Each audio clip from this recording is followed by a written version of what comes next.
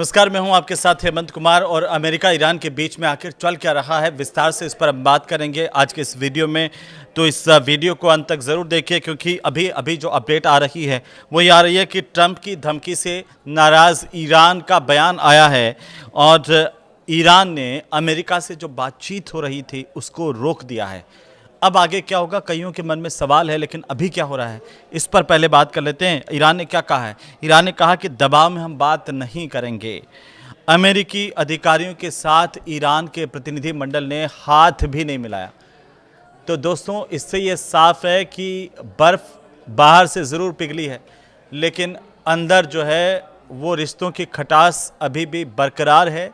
अंदर रिश्ते सामान्य बिल्कुल नहीं हुए हैं और अगर आप ये सोच रहे हैं कि सब कुछ ठीक है तो हो सकता है कि आपका ये सोचना गलत हो, क्योंकि इससे पहले क्या कुछ हुआ वो ये हुआ कि अमेरिका ने ईरान के तेल बेचने को लेकर के प्रतिबंध हटा दिए थे और ये बात सामने आई थी कि अगले 60 दिनों तक भारत भी ईरान से तेल खरीद सकता है।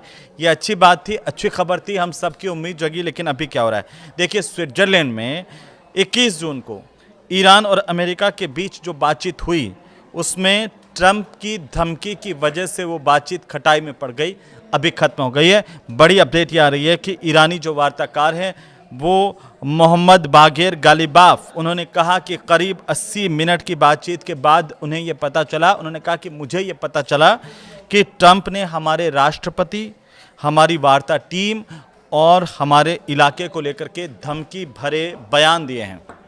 अब उनका ये बयान बहुत महत्वपूर्ण है। गालिबाफ ने और क्या कहा कि इसके बाद ईरानी जो डेलीगेशन की ने बैठक को ख़त्म कर दिया और वहाँ से ईरानी डेलीगेशन जो है वो चला गया। उन्होंने जानकारी ये दी कि बाद में अमेरिकी जो पक्ष है उनके मध्यस्थों के ज़रिए एक और बैठक करने की इच्छा जताई, लेकिन ईरान ने इसे स्वीकार नहीं किया। ईरान ने मना कर दिया कि अभी बातचीत नहीं करेंगे। तो ईरान की टीम ने अमेरिका के जो उपराष्ट्रपति है जेडी वेंस के साथ हाथ मिलाने और संयुक्त फोटो सत्र में भाग लेने, शामिल होने से भी इनकार कर दिया। इससे आप समझ सकते हैं कि तल्खी बरकरार है किस तरीके से। और इसे लेकर के जब अमेरिकी उपराष्ट्रपति जेडी वेंस से मीडिया ने सवाल किया कि हो क्या रहा है, तब उन्होंने क्या कहा? उन्होंने कहा कि लोग सोचते हैं कि केवल नेतन्याहू ही बातचीत को नुकसान पहुंचा सकते हैं, लेकिन कई बार ट्रंप के अचानक और सख्त बयानों से भी तनाव पैदा हो जाता है। ये जेडी वेंस का बयान है। ये अपने आप में सारी कहानी कह देता है कि कैसे ट्रंप का जो बयान है वो अब दोनों देशों के बीच में जो रिश्ते सामान्य हो रहे थे, जो 60 दिनों की बातचीत शुरू हुई थी, उसको शुरू होने से पहले ही उसने ख़त्म करवा दिया। जैसा बयान आया उसके बाद जेडी वेंस ने इस बात को स्वीकार किया और ये जो बयान दिया जिसमें उन्होंने ये कहा कि लोग ये सोचते हैं कि केवल नेतन्याहू ही बातचीत को नुकसान पहुंचा सकते हैं, लेकिन कई बार ट्रंप के बयान, अचानक सख्त बयानों से भी तनाव पैदा हो जाता है। दरअसल जब अमेरिका और ईरान के प्रतिनिधि आपस में बातचीत कर रहे थे तभी ट्रंप ने ईरान को धमकी देते हुए सोशल मीडिया पर ये लिखा कि ईरान तुरंत लेबनान में हिजबुल्लाह को परेशानी पैदा करने से रोके। ये ट्रंप ने लिखा कि ईरान तुरंत लेबनान में हिजबुल्लाह को परेशानी पैदा करने से रोकें। अगर उन्होंने ऐसा नहीं किया तो हम ईरान पर फिर बहुत सख्त हमला करेंगे। ये जो बयान है ट्रंप का, इसने सब कुछ गुड़-गोबर कर दिया, उसने सब कुछ खराब कर दिया। अमेरिका के इस बयान के बाद ईरान ने बातचीत रोक दी है और ईरान की तरफ से जो बयान आए हैं वो ये कहा गया है कि वे किसी भी तरह का जो प्रिवेंटिव एक्शन है या कोई भी दुश्मन की चाल है उसका मुंह तोड़ जवाब देने के लिए पूरी तरह से तैयार है। वो दिखा रहा है कि एक बार फिर से ये आहट है, वो अभी संकट के बादल इस पूरी बातचीत पर तो मंडराने ही लग गए हैं, बल्कि दोनों देशों के रिश्ते सामान्य हो जाएंगे, इस उम्मीदों पर भी पानी फेरते हुए दिख रहे हैं। बहरहाल 24 घंटे के जो 5 बड़े अपडेट क्या आए हैं वो मैं आपको बता दूं, क्योंकि हम जब ये वीडियो 23 जून को बना रहे हैं उस वक्त जो बड़ी अपडेट आ रही है वो ये है कि पिछले 24 घंटे में पाकिस्तान की तरफ से भी एक बयान आया। और पाकिस्तान, जैसे मैं बार बार कहता हूँ अपने वीडियो में कि पाकिस्तान की स्थिति क्या है, बेगानी शादी में अब्दुल्ला दीवाना, वो बार बार अपने आप को ही क्रेडिट देता रहता है। दुनिया में उसे कोई क्रेडिट दे या ना दे, वो बार बार अपने आप ही कई चीज़ें दुनिया के सामने अपने आप की यूँ कहें कि खुद के नाम को बड़ा करने की कोशिश में या खुद के मुंह में या मिट्ठू बनने की कोशिश करता रहता है। अब की बार पाकिस्तान ने क्या कहा? पाकिस्तान ने कहा कि अमेरिका और ईरान की वार्ता सफल। अब देखिए, पाकिस्तान के जो प्रधानमंत्री है शहबाज शरीफ, उन्होंने कहा कि स्विट्जरलैंड में जो बातचीत हुई है वो सकारात्मक रही है।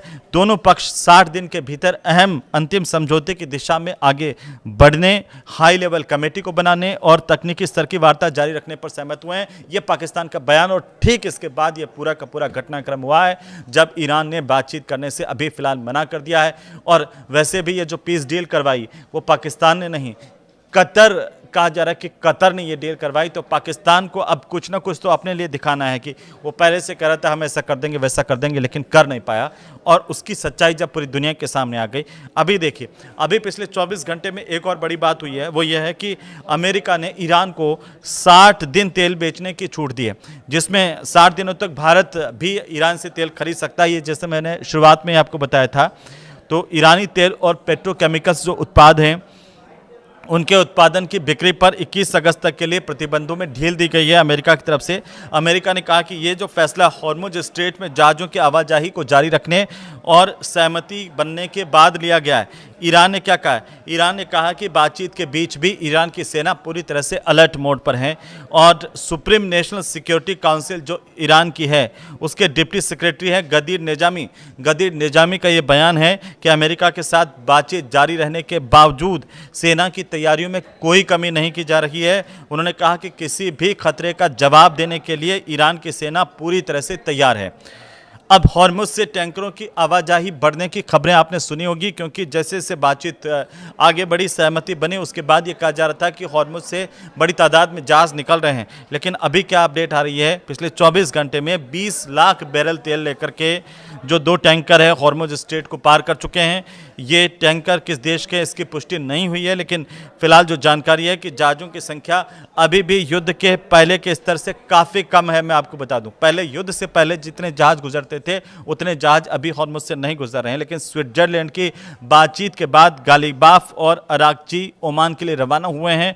और ईरान के जो संसद के अध्यक्ष हैं मोहम्मद बाघेर गालिबाफ और विदेश मंत्री अब्बास अराकची अमेरिका के साथ बातचीत के बाद ओमान पहुंचे और हॉर्मुज स्ट्रेट के प्रबंधन पर यहाँ पर वो चर्चा करेंगे, किस तरीके से हॉर्मुज को आगे चलाएंगे। लेकिन अभी जो अपडेट्स आ रही हैं इसे लेकर के ईरान ने क्या कह दिया? ईरान ने कह दिया कि ज़रूरत पड़ी तो फिर से हमला करेंगे, क्योंकि ईरान के जो वरिष्ठ सैन्य अधिकारी हैं अमीर खातमी पुरदस्तान, उन्होंने कहा कि ईरान किसी भी संभावित खतरे का इंतज़ार करने के बजाय प्रिवेंटिव एक्शंस हैं वो, यानी कि दुश्मन के हमला करने से पहले उस पर हमला करना, तो वो प्रिएम्प्टिव एक्शन लेने के लिए ईरान तैयार है। पुरदस्तान ने इस बात को लेकर चेतावनी भी दी है, कहा कि किसी भी विरोधी देश ने अगर कोई गलती की, अगर किसी तरह का दुस्साहस किया, तो ईरान का जवाब केवल हॉर्मुज तक सीमित नहीं रहेगा। ये बहुत बड़ी बात है, बल्कि ऐसे मोर्चे पर भी दिया जा सकता है जहां विरोधी इसकी कल्पना भी नहीं कर सकते हैं। तो युद्ध अभी पूरी तरह से खत्म नहीं हुआ है, भले ही कागजों में कह दिया जाए, लेकिन दिलों में जो तलखी है वो साफ दिखाई दे रही है। अब जो ईरान के राष्ट्रपति हैं पजेश्कियान, वे पाकिस्तान भी पहुंचने की उनकी जानकारी इस वक्त सामने आ रही है। और ये बताया जा रहा है कि ईरान की जो राष्ट्रपति हैं मसूद पजेश्कियान, वे पाकिस्तान के सरकारी दौरे पर इस्लामाबाद पहुंचे हैं। और ये 28 फरवरी को अमेरिका और इजराइल की ओर से ईरान पर किए गए हमलों के बाद उनका कोई पहला विदेश का दौरा है। यहाँ पर पाकिस्तान में वो क्या करने वाले हैं, क्योंकि पाकिस्तान के जो राष्ट्रपति हैं आसिफ अली जरदारी, प्रधानमंत्री शहबाज शरीफ और उप प्रधानमंत्री और विदेश मंत्री इशाक डार ने राजधानी जो इस्लामाबाद है उसके पास एक सैन्य अड्डे पर उनका स्वागत किया है ईरान के राष्ट्रपति का। तो ईरान में 4 जुलाई से खामेनेई का अंतिम संस्कार शुरू होगा। इस बात की भी जानकारी सामने आ रही है। ये बहुत बड़ी जानकारी है। 37 साल में सबसे ताकतवर जो खामेनेई हैं उनका अंतिम संस्कार 4 जुलाई से ईरान में शुरू किया जाएगा।